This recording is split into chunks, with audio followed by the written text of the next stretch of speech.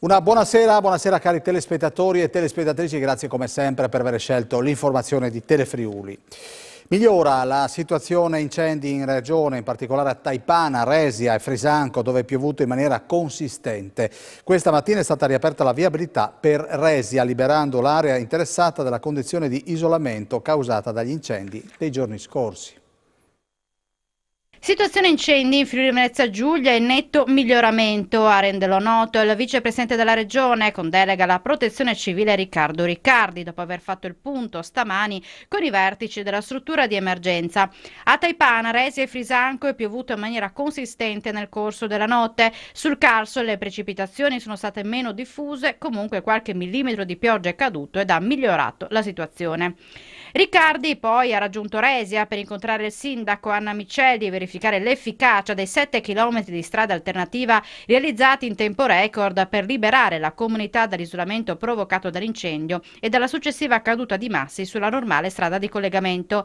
La viabilità provvisoria ha uno sviluppo di circa 3 km all'interno dell'alveo del torrente Resia ed ha una larghezza di circa 6 metri. Per delimitare il tracciato sono stati posizionati dei delimitatori di careggiata che lo rendono maggiormente visibile nelle ore notturne.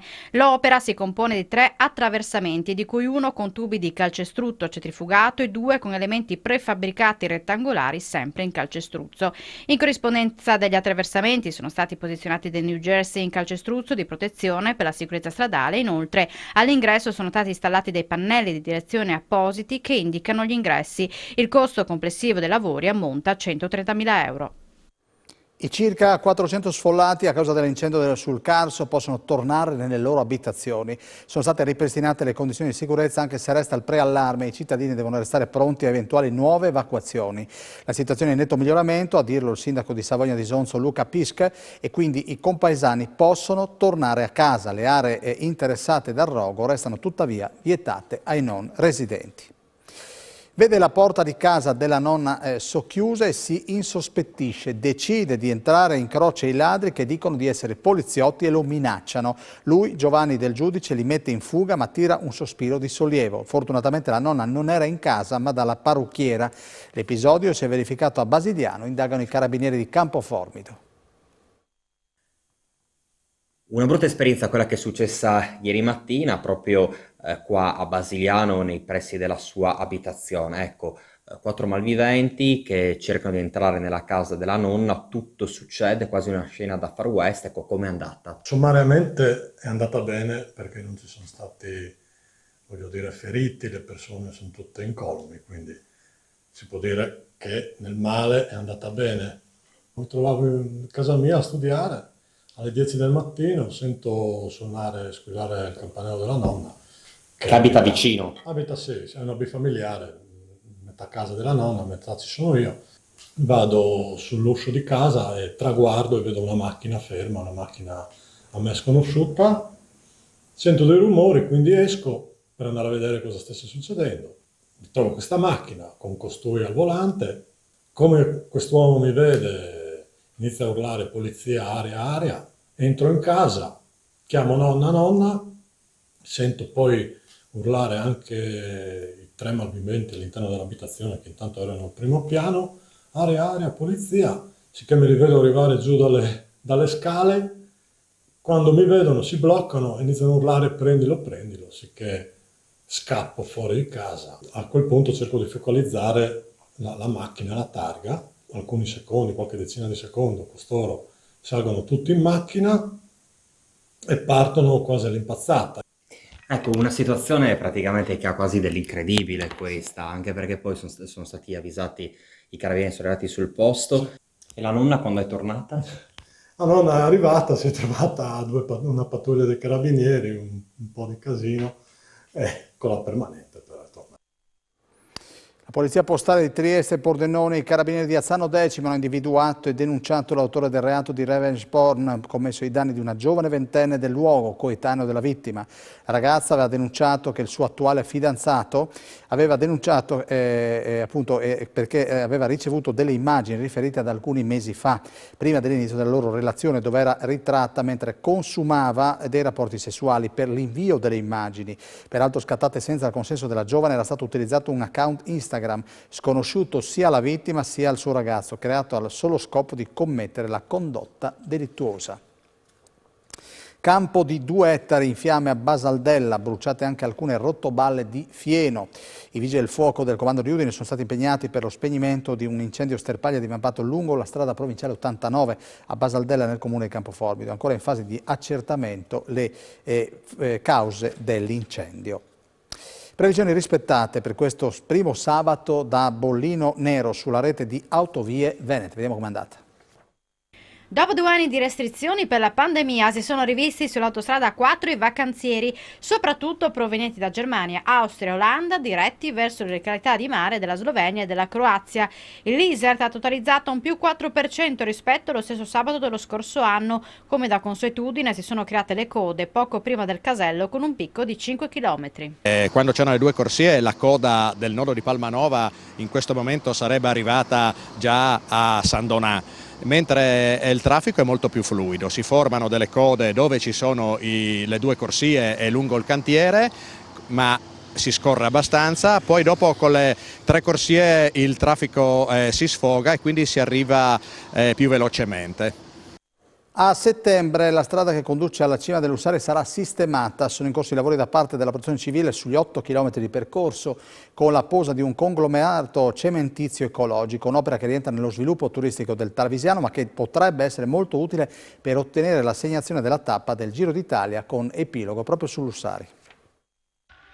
È in pieno corso la sistemazione della strada che dal ponte della Val Saisera porta sulla cima del Monte Lussari. Il materiale utilizzato è un conglomerato cementizio ecologico e rientra nel piano di sviluppo turistico del Tarvisiano. È fondamentale che venga messo a posto questo tratto di strada e anche in sicurezza. Collegare il versante sciistico Skyveg Lussari-Flovianca, afferma il vicepresidente del Consiglio regionale Stefano Mazzolini. C'è stato anche l'abbattimento delle barriere architettoniche in cima al Lussari, emblema delle 3 nazioni, Italia, Austria e Slovenia. 8 i chilometri trattati con il primo e ultimo tratto con base in cemento ma con finitura in biostrasse, un asfalto drenante con inerti della zona e un legante trasparente. Un intervento che si dovrebbe concludere a fine settembre con un investimento da parte della Regione per alcuni milioni di euro, contributi rientranti nell'emergenza Vaia e uno stanziamento ad hoc per la cementificazione. Il tutto con la regia della Protezione Civile e del vicepresidente Riccardo Riccardi. Un'opera che potrebbe agevolare l'assegnazione della tappa del Giro d'Italia con conclusione proprio in cima all'Ussari. Il parone Enzo Cainro, che riferisce di aver effettuato molteplici sopralluoghi assieme al direttore regionale Aristei, conferma che questo è un intervento inserito nello sviluppo turistico della zona. L'edizione 2023 del Giro verrà presentata a Milano il prossimo 17 ottobre, ma già i primi di settembre si saprà se la tappa con arrivo sull'Ussari sarà cosa fatta o meno. Ci sono tantissimi comuni che rischiano il default perché potrebbero dover restituire i fondi del PNRR per carenza di progettisti addetti alla rendicontazione e delle stesse imprese. Così il sindaco di Gorizia Ziberna è preoccupato perché di fatto ci sono i fondi ma che se non verranno spesi e rendicontati per tempo dovranno essere restituiti. Tanti soldi a disposizione ma difficilmente spendibili per assenza di personale per la progettazione e la rendicontazione, senza trascurare i problemi legati all'attuale difficoltà nel reperire materie prime. È un quadro a tinte fosche quello dipinto dal sindaco di Gorizia Rodolfo Ziberna rispetto ai fondi PNRR, una pioggia di milioni che potrebbe trasformarsi, secondo il primo cittadino goriziano, in una pioggia di problemi. Lei ha fatto un passaggio molto crudo e diretto, direi, per fare una battuta, crudo come la carne. Lei ha detto sì, rischiamo di avere la carne ma di buttarla via e di pagarla anche. Perché in tutto il paese, a maggior ragione ahimè in altre latitudini del nostro paese, in questo momento abbiamo davvero tantissima carne, miliardi, miliardi, miliardi. Nel momento in cui però noi non riusciamo a percorrere tutto il percorso previsto, dalla progettazione alla rendicontazione che deve avvenire entro 2026, e mi riferisco non tanto alle spese correnti e attività, ma agli investimenti, noi dovremo restituire i soldi. Perciò noi oggi abbiamo soldi, non abbiamo progettisti, non abbiamo imprese. E con un piccolo particolare in riferimento alla carne, che quella carne quando brucerà, oltre che non mangiarla, noi dovremo pagarla, perché se siamo a metà carreggiata noi dobbiamo comunque arrivare fino al marciapiede. Perciò saranno soldi che noi restituiremo. Se non dovesse intervenire con un nuovo piano lo Stato o la Regione, noi avremo centinaia e centinaia di comuni in tutta Italia in default.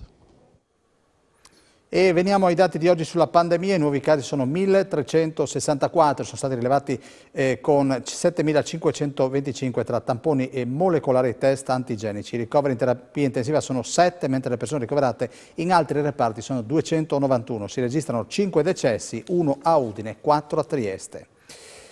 E voltiamo decisamente pagina, nuova vincita al Mio Bar di Maiano, dove sono stati centrati 2-4 al Super Enalotto abbinati al Super Star e sono stati totalizzati 31.200 euro. Negli ultimi mesi sono state realizzate altre 2 vincite Malgrata Vinci, una da 10.000 e l'altra da 5.000. A vincere, come confermano le titolari Gianna e Antonella, è stato un cliente abituale di mezza età del posto. Siamo felici che la Dea Bendata abbia bussato ancora una volta da noi, questa insistenza ci fa veramente piacere.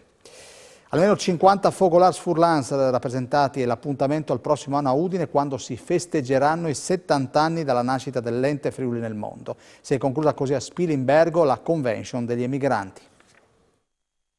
Si è conclusa l'edizione 2022 della Convention annuale dei friulani nel mondo, svoltasi a Spilimbergo con 2 momenti salienti: il convegno al Teatro Miotto e l'inaugurazione della mostra per i 100 anni della scuola di mosaico del Friuli Venezia Giulia.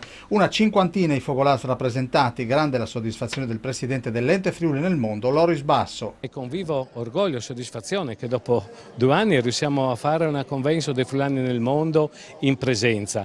Ringrazio per l'occasione che ci è posta proprio dalla scuola mosaicisti del Friuli in occasione dei 100 anni della costruzione della scuola, l'occasione di trovarsi qua tutti a Spilimbergo. Abbiamo appena terminato l'incontro dei presidenti dei Fogolars, dei 150 Fogolars erano presenti presidenti e rappresentanti per oltre 90, quindi un buon dato nonostante le difficoltà di movimento che comunque purtroppo persistono. Il prossimo anno la convention annuale si svolgerà a Udine, visto che proprio a giugno ricorreranno i 70 anni dalla nascita dell'ente Friuli nel mondo, prima associazione del genere nata in Italia a sostegno dei connazionali all'estero. La Regione Friuli Venezia Giulia stanzia oltre €500.000 per aiutare il comune di Valvasone Arzene ad acquistare una nuova porzione del castello di Valvasone. Si tratta nello specifico di €550.000 mediante assegnazioni puntuali inserite tra quelle previste con l'assestamento di bilancio appena approvato dal Consiglio regionale. Continua l'emorragia del personale dal comune di Pozzuolo del Friuli. Vediamo cosa sta succedendo. In sofferenza il comune di Pozzuolo, dal quale il personale amministrativo fugge verso altri enti locali. Un problema diffuso, soprattutto nelle piccole comunità, che comporta disagi nell'erogazione dei servizi. C'è una migrazione dei dipendenti verso la regione e verso i comuni più grandi. Noi adesso abbiamo perso il ragioniere comunale che è passato a Udine e quindi siamo in grosse difficoltà dal punto di vista del personale, soprattutto da parte economica. E purtroppo ci vuole più di un anno per preparare una persona e quindi dovremo pian piano, facendoci aiutare da altri esperti, magari di altri comuni, abbiamo alcune persone che ci aiutano. Abbiamo avuto questo mese qua soprattutto grosse difficoltà con la ragioneria, con diciamo, rispondere a diverse istanze, insomma, a pagare, a fare diverse cose. Nuovo record mondiale per il pordenonese Alex Camera, ha trainato, pensate, 4 aerei con le sole gambe. Nuova impresa per l'Alex Camera, il 34enne atleta pordenonese nazione a caccia di record mondiale dopo quello conseguito a maggio a Montereale Valcellina con il traino di 2 autovetture per 2.500 kg.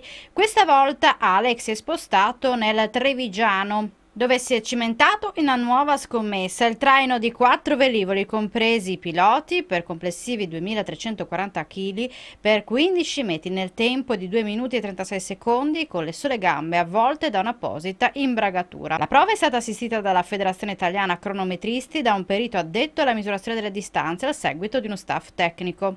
L'oggetto del record era il traino di 4 aerei con l'aiuto delle sole gambe, evento mai riuscito a nessuno in precedenza. E si è conclusa con una sconfitta per 3-1 l'ultima amichevole precampionato dell'Udinese, soddisfatti a fine gara i tifosi, anche se con il Chelsea non c'era partita, dicono. Ascoltiamoli. Come avete visto l'Udinese? Bene, bene.